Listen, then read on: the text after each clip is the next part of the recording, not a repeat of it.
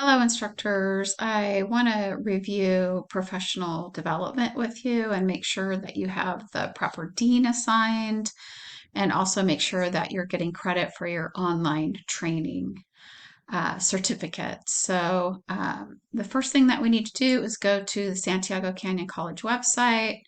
And then once you get there, go over to where it says faculty and staff. Once you go to faculty and staff, find Professional Development Gateway in the middle of your screen. Log into your PD Gateway and let's make sure that you have the correct dean. Next to the settings icon is an icon you may or may have not uploaded a picture, but it's called My Profile. Click on My Profile and scroll down. And then you will see what dean you are assigned to. Please make sure your dean is Joanne Armstrong.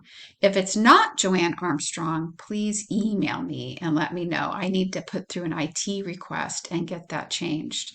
If your dean is Joanne Armstrong and you would like to receive credit for taking that online training course, let's go back out to the home screen, and then you'll go to My Flex Projects. Under My Flex Projects, you'll put in online